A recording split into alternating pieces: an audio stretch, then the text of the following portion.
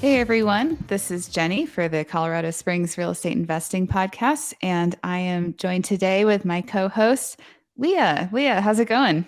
Good. How are you, Jenny? I'm super excited to talk with our guests today. How about yourself?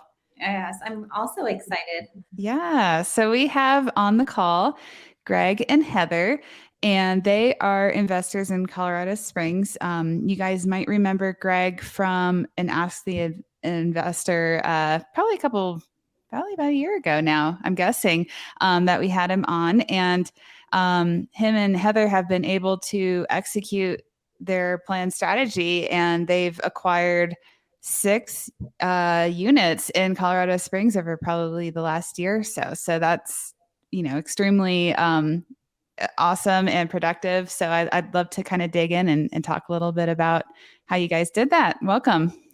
Hi, yeah, thanks for having us. We're excited to be here too. So tell us a little bit about your investing strategy. Yeah, so I guess real quick, the 30 seconds. We lived in Colorado, house out a little bit west of Woodland Park. I'm in the military, got orders to live overseas, so I had to figure out what to do with it and wanted to keep it and ended up becoming accidental landlords. So that was our first property. And that was back in 2018, so when real estate was still doing well. Figured that was working well, still wanted to expand our portfolio, so bought a couple turnkeys. And then found out that we were going to move back to Colorado this past winter. So we really wanted to house hack. And this was back when it was super hard to find a property. But Leah helped us out. She hooked us up, found us a duplex. So we moved into that and are house hacking that. Then sold that first house we had in Colorado. And with the proceeds for that, wanted to put it towards more properties. And same thing, Leah helped us find a fourplex. So really our strategy is looking in the future, trying to be financially independent. So trying to just build up as much capital as we can now.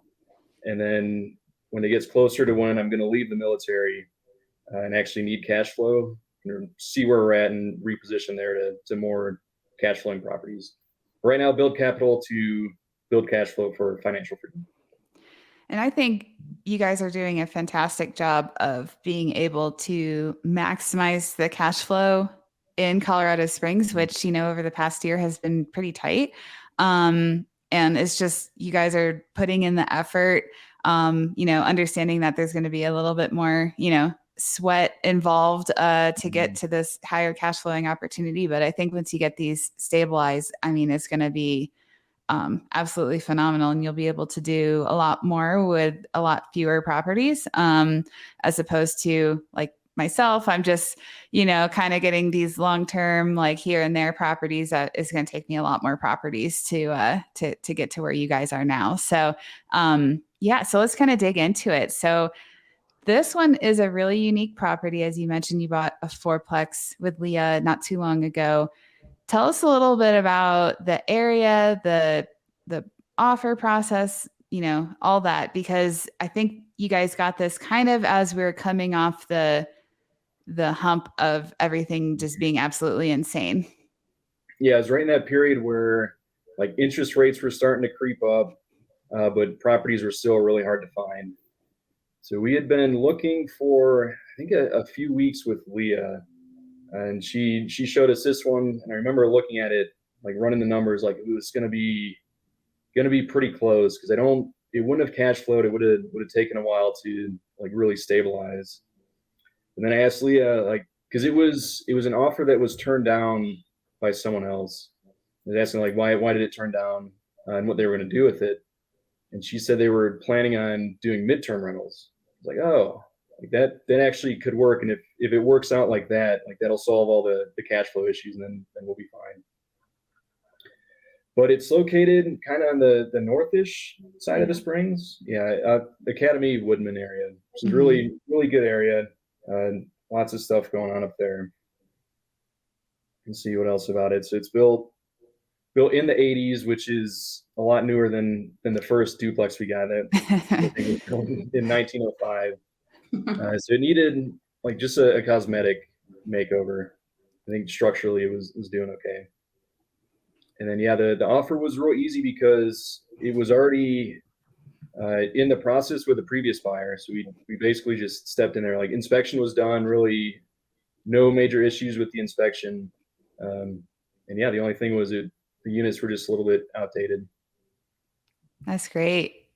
Yeah. So I think what is so unique about this property is I was really surprised because Leah had told me previously that, you know, it was going to be a midterm rental strategy. And then come to find out, you guys were able to short-term rent it. Yeah. So yeah, tell everyone a little bit about how that process went and how you guys were able to kind of mark your territory in a sense for the 500-foot distance rule. Yeah. So if like people don't know, in the Springs, you can short-term rental if it's your primary residence, Mhm. or if it's not your primary residence, it can't be within 500 feet of another short-term rental.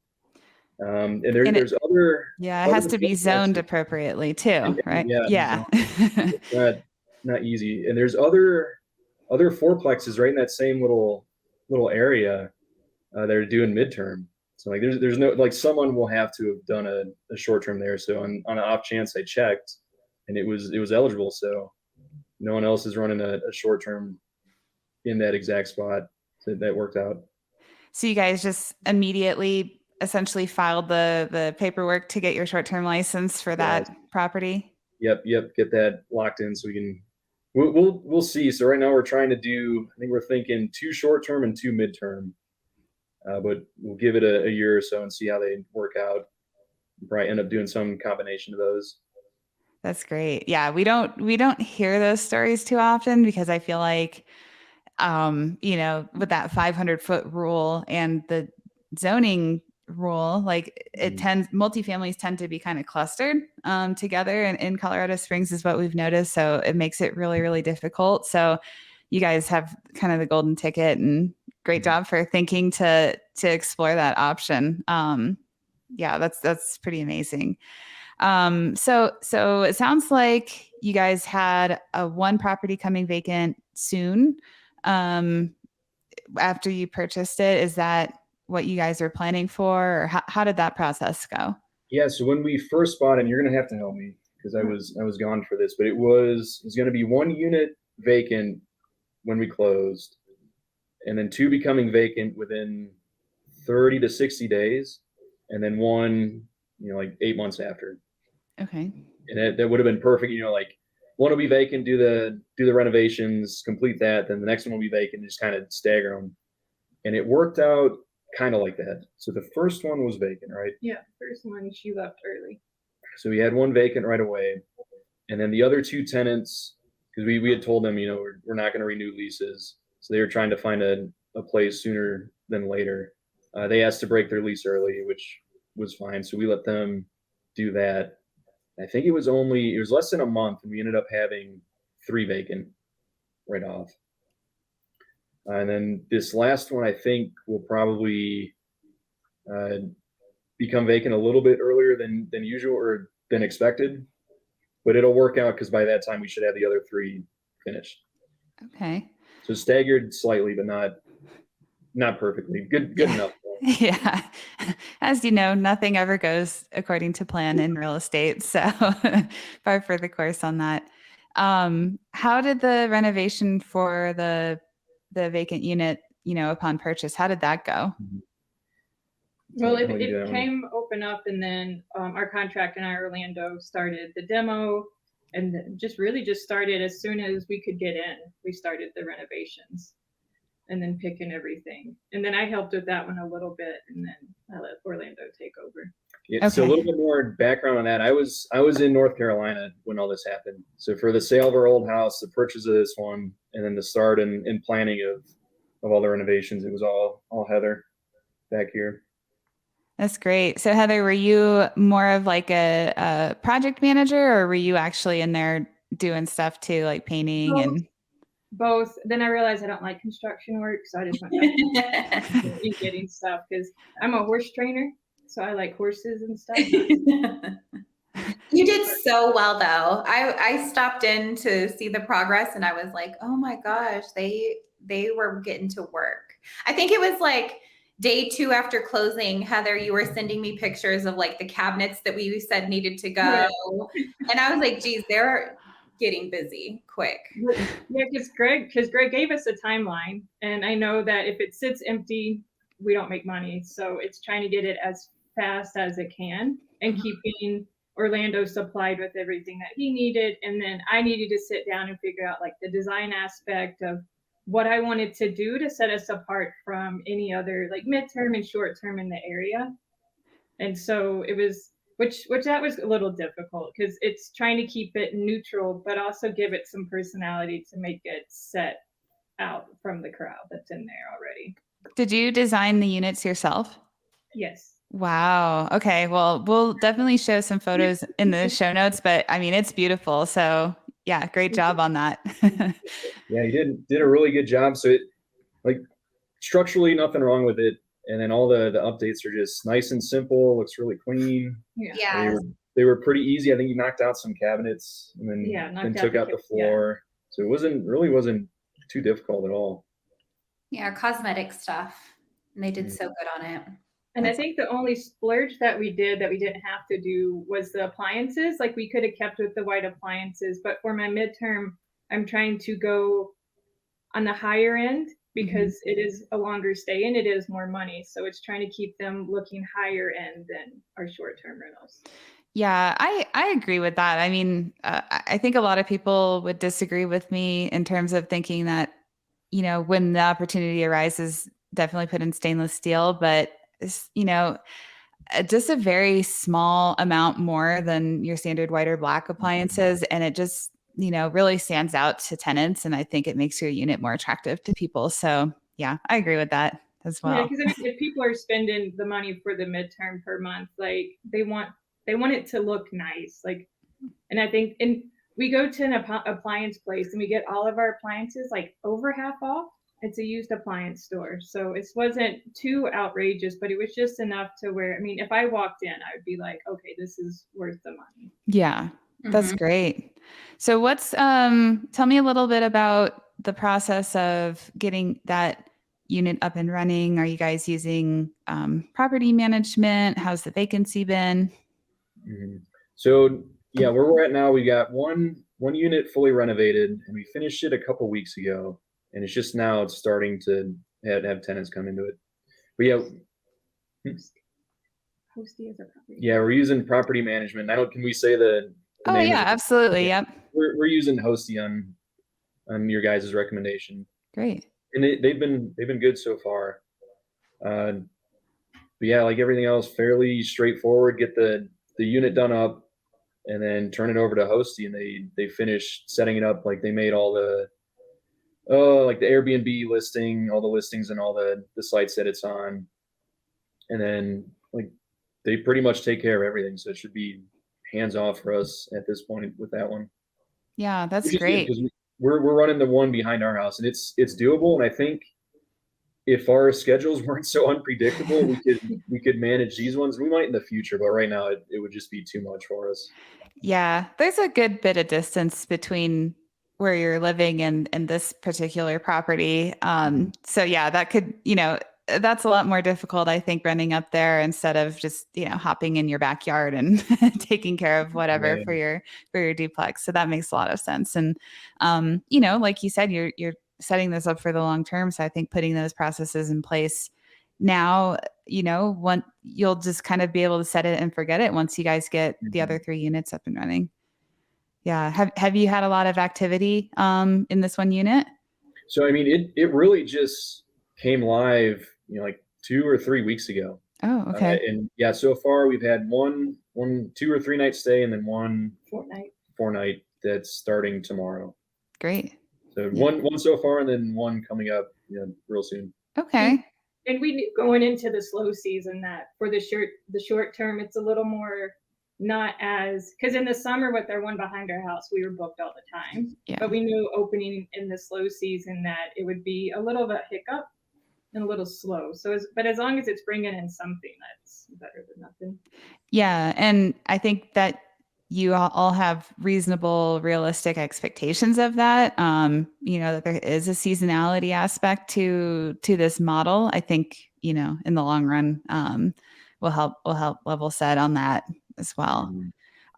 So then you mentioned the other 2 units soon came vacant after this first one. Are you guys in progress of renovating those 2 units right now? Yep. So luckily, like those 2 are on the opposite side of the fourplex, so it's not as big of a deal to renovate. But we got demo done in both of those. We're prioritizing one to get that one ready to go first. And I haven't seen it in a while. So yeah, all the demos done. The primer's starting to go up on the walls. Flooring gets delivered today. So it's going through. And then with Black Friday sales, a lot of the stuff is cheap to buy right now. So are you going to keep the same kind of like schematics for your first unit and just apply those to the other 2? Yeah, because it's easier that way. And so it's basically, it'll be the same furniture, same color schemes. Just the difference is the white appliances, but everything else will be exactly the same. That's and great. We redid the bathrooms in these, so they got all new tile and new bathtubs. Oh, wow. That's really one change. Like the bathroom in the first one was fine. This one, another thing. But bathroom's pretty well done at this point. So yeah, it's just floors and finishing up the walls and countertop. Yeah. That's great. And they do so well with their costs, because I think we estimated like 25,000 on each unit, but you were well under that. Especially the furnishing. So I looked, like when we finished the first one, like added up all the numbers, it's like 7,000 to furnish everything, which was super cheap. Wow. They do so well. Heather's good at finding deals. Well, Heather was real busy doing all the deals. Whatever's left over is my horse money. So you're incentivized. That's great. So yeah, tell us a little bit about if you have any like secrets for being able to keep everything, you know, so tight within your budget, because I am terrible at budgeting for renovations. So I would love to learn you know, your secrets for that. Well, it's really with our appliances, it's a used appliance store, and it's right off of Powers, and we really get everything half off or less. And then because we go to them so much and have bought so much, we get a discount there. I found a really good countertop place that's cheap. Like for the countertops, I think it was $1,700, and it's real granite. Wow. Yeah. You did found a floor, and this was all Heather too. I was yeah. So it's just me. Floor place. Yeah, the flooring place. I find it on a deals. Like they had it for, what was it? It was like $130 a square foot. Okay, that's really good. She does good. Yeah, so it's really just finding it. And then when I go into the places, I just say, hey, look, I'm a real estate investor. We have a lot of properties to get done. What's the deal that you can give me? Because I'll be back. Yeah. And so it's really just doing that. Yeah, and our flooring now, I think, or not our flooring, but our countertops are $1,600 for granite, and with the backsplash. So, and also they have pretty much stolen my amazing contractor away from me. So I'll just have to say that. I'll text him like, are you too busy with Greg and Heather, or can you do anything else? Yeah. We'll have them through probably the rest of the winter, but then I can come back. Okay. Month, and then it comes back because the other person leaves in January, February. She'll leave, so then that one will be started. But yeah, it's really just finding deals and going to Goodwill. We go to Goodwill a lot, and like Ross and Marshalls. And since you have like multiple of the same unit, do you stock up? Like if you see like your flooring, for example, do you buy enough flooring for all the units and just kind of store them? No, with this one, because we didn't have available units to store the flooring. The first unit, I bought the flooring just for that. And then with this one, because there are 2 units open, I bought the flooring for the 2 units. But like last night, we went to like other stores and they were having like cheap stuff for sale. So we stocked up for all 3 units on that. Some of it, like the little like decor and stuff like that, where it's hard to find just like find things at a reasonable price to put in there. We'll piecemeal it. And yeah, we got like our front room's all full of stuff for the fourplex. There's a bunch of stuff behind us. The TV. Just waiting to go. TVs, stuff like that. So as deals come up, we've been buying and keeping them. So you guys will be busy this week. We're recording the week of Thanksgiving. So you guys will be doing some Black Friday shopping, I think. Yeah, I do. Yeah, I have I go through my certain websites, and like Bed Bath & Beyond, they've had like crazy amount of sales. So I've stocked up for the 2 units on Bed Bath & Beyond because it was just stuff. It was just stuff that was super, like they had 12 by 12 pictures for like $8, 2 of them. Wow. I had to stock up on those. So yeah, so it's just taking the time, and I'm lucky enough that with my job being the Airbnb in the back, that I have time to like search, which all of it is a lot of searching and taking the time. And then I go to Goodwill at least once or twice a week, Ross once or twice a week, Marsh. So it's just making the time to go see what's on sale. Yeah, I mean, but that results in significant savings from the sounds of it, and especially since you can extrapolate it out to multiple units too. I think, you know, you're definitely being benefited by taking that time to do all that. So that's fantastic. Yeah. So, I mean, well, I'm like extremely excited to kind of check back maybe next year and see, you know, once everything's been renovated and going for a year or so, what you guys are thinking in terms of, or what you guys are seeing in terms of your performance. But I know we were kind of budgeting a little bit based on, you know, your renovation for the first one, and then your anticipated revenue per unit, to being medium term, to being short term.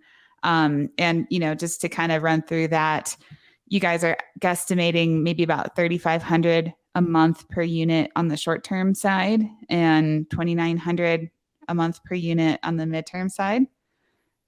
Yeah, and we'll really have to see, because I mean that would be like an average annualized, and we just pulled that from AirDNA, so that's the best guess. Yeah, be a year from now.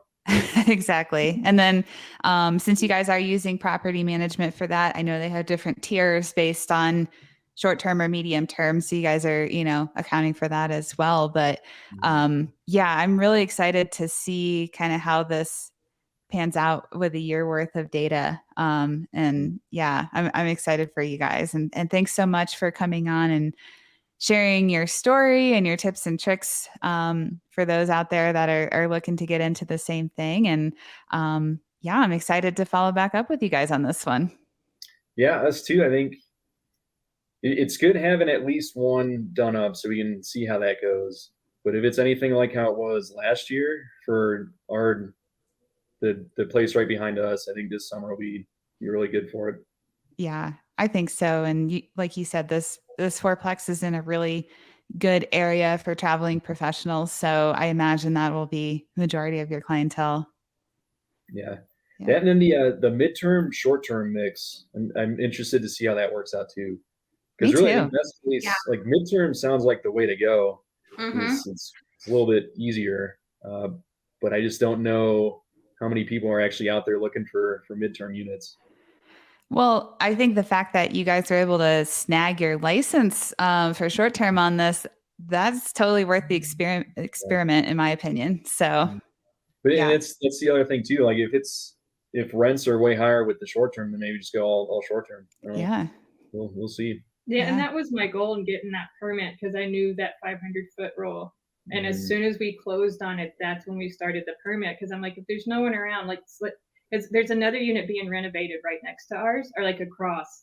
And I was like, let's go ahead and snag this permit so we can snag this area before someone else decides. So smart. Yep. Well, thank you so much. Leah, do you have any like final words on this property? I'm just excited to see how it does. Greg and Heather are so awesome, and they just do so well. So I'm just excited to be along the journey with them. Yeah.